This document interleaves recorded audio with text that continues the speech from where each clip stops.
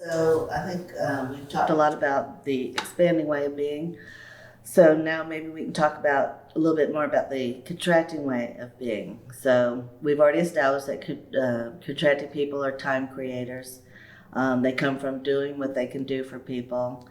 And out of all the infinite possibilities available, it's the contracting one that will pick the one that is appropriate. Like the expanding person sees what's inappropriate, the contracting person sees what's appropriate. In the end. In the end, yeah. Yeah, it's kind of like they're focused on what they got to do. So I'm coming from the possibility of what we could do. They're coming from having to do it. That's a different place. I'm not used to that. You know, in terms of where I'm coming from. I'm keeping things open.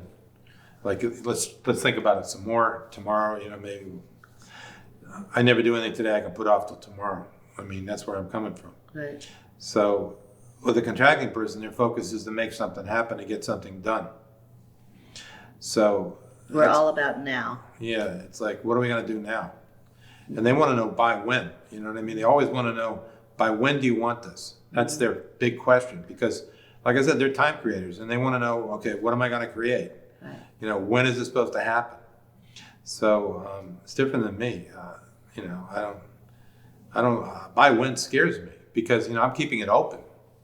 As far as closure, that's not my business. I open cabinets, doors, big space, everything's open.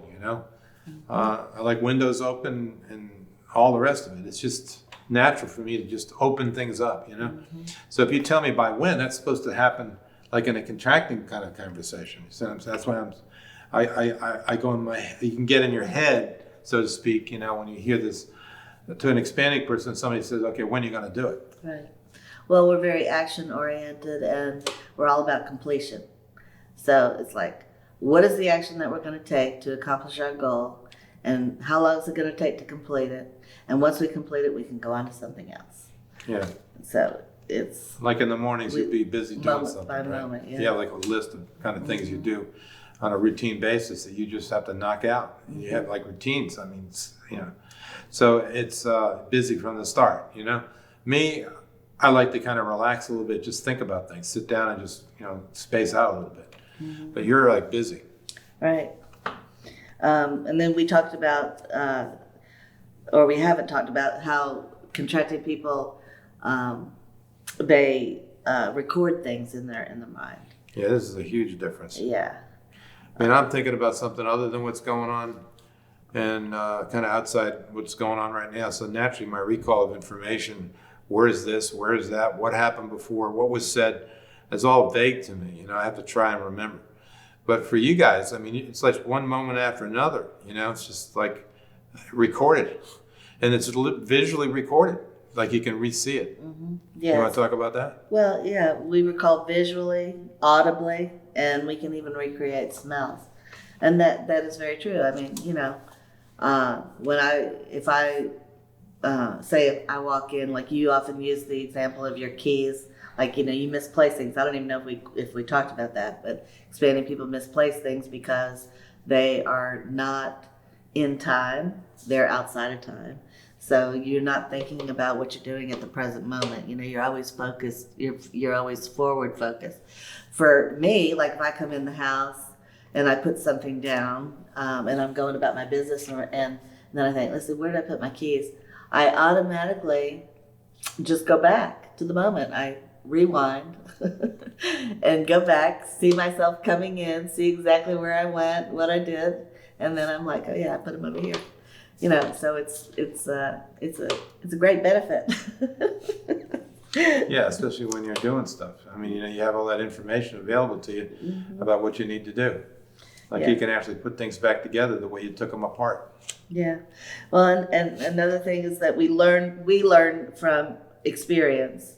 You learn more conceptually. Yeah. Yeah, you got to get your hands dirty to recognize what's going on. Mm-hmm. I just kind of like to toss ideas around. You know what I mean? Mm-hmm. So you could look at that in terms of deductive and inductive reasoning. Mm-hmm. Deductive starts with the big principle, a theory or whatever, and from there, you know what I mean, and then tries to justify it through actual observations. And inductive is when you look at all the pieces and things that are going on, you come up with some sort of an idea of some guiding principle that makes all that happen. So you're coming from all the individual things, you know what I mean, to some sort of conclusion about it. And I'm coming from some big picture of things, you know what I mean, trying to make sense of what's going on. Right. You know what I mean? So it's very interesting to see the difference in how our minds are operating. Right. Yours is looking at everything based on what experience you had. So it's like past dominated in that sense. If it's not similar to something you already know, you can't relate. So new information for you as an individual person is really hard because you don't have anything to relate it to if it's really something new to you. Right. So it takes a while to imprint that and then to go back to it again as you start to deal with this, like in school.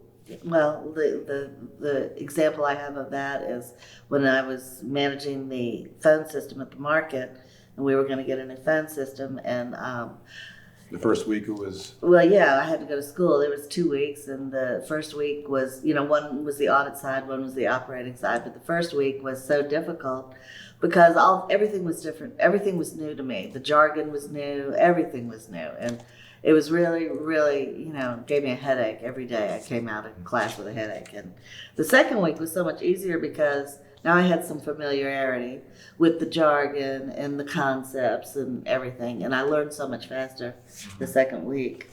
I know you used to talk about Daniel, too, the way he learned in school. yeah, the first part of the semester is hard for Daniel. The second part's easier once you get some background in terms of what's going on. The contracting person accepts what is there. They see the glass is half full, and they do what they can do with what they have at their disposal. And they do the best under the circumstances. Yeah, they're about getting it done with what they have at their disposal, and they're good at it. Make the best use of what's available, Like with your kitchen, you go in there, look in the refrigerator, see about your stuff, and you don't have this other stuff that you were thinking you wanted to do it with, and it's not there. But then you have this other stuff, and somehow you piece it together and make it so that it works. Right. You work with what's available. Yeah, and on the other side, the expanding person, I think they see the glass as half empty. Yeah, why don't we have this, or why couldn't it be this? Again, comparing it to something, What could be. out here. You could look at that a little bit more, like the idea of the market, for instance, is this dream world market. And then what I'm seeing is everything that isn't that when I go to work. So for expanding people, they're seeing a difference between the way they like to see it and the way it is.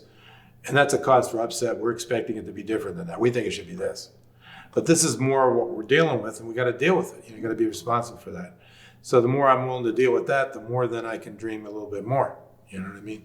So each day is always a challenge, comparing what's going on to what I'm dreaming it could be. So it's an ongoing up the stairs kind of thing. It never really gets that easy.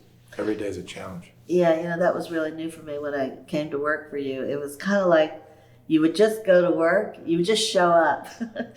What is your job? I just show up and see what happens, and then we go from there. Yeah, it's really what happens every day of my life. Every single day. Yeah. I mean, I don't have a plan. Even when it came to writing this book, it just showed up. I mean, for years I was trying to do something about it, So it was never happening.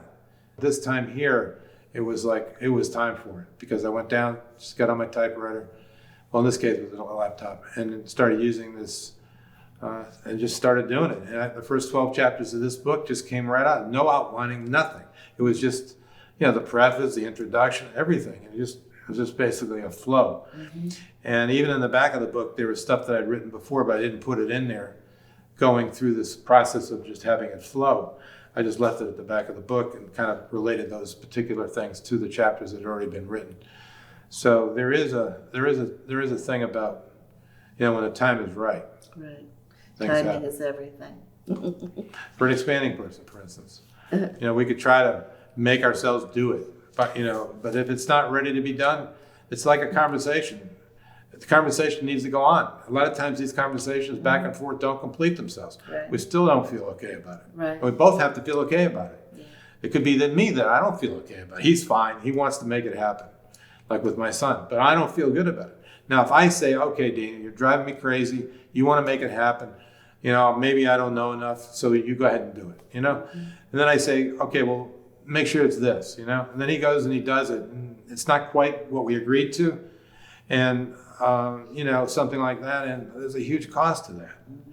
So I have to protect like the person I'm working with to make sure that if I don't feel right about it, I don't let it happen, because it's going to hurt that person and it's going to hurt me if I don't stick up for, I don't allow myself to be not okay. I'm not okay with it, right? know? Yeah, and I have to allow myself to be not okay. And these conversations will go back and forth. So there's Lewin. And it could take like 3 conversations, 3 different times to be able to complete a conversation. So this balancing act, what we talked about, like 4 dimensions versus 3 dimensions, all right? That's what we're talking about. This thing has to balance. And in that balance of space-time, we get to see what makes a difference to life. It has to balance. You have to be concerned about it. I have to be concerned about it. I can't run over you. You can't run over me. If I don't feel good about it, I can't sell out. If you don't feel good about it, you can't sell out. We'll do it again. Whatever it takes. You know what I mean? If it's 3 times, 4 times, 5 times, whatever it takes, because we have this concern we need to address. Right. Yep. You say when operating alone, the time horizon for a contracted person is really short. They only pay attention to what's necessary and needed to get the job at hand done. So they don't have the long-term view. Yeah. Yeah. And one more thing I wanted to say about this 4th dimension thing that we're just discussing. Access to the 4th dimension, that's in that aha moment. Like when the statue of David shows up. Right? That moment, you get to see like what has happened, where you're at, and what can happen. It's like this moment of realization of what was going on before. What do they call it when everything comes together, like convergence or something? Yeah, right. It's like a synergistic kind of way of looking at it. Where all the pieces start to fit and you recognize where you're at. Like you recognize what was going on, you see where you're at, and you also see what can happen now. So it's like this trilogy of things that occur in that balance of space-time. That particular moment unconceals all of that stuff.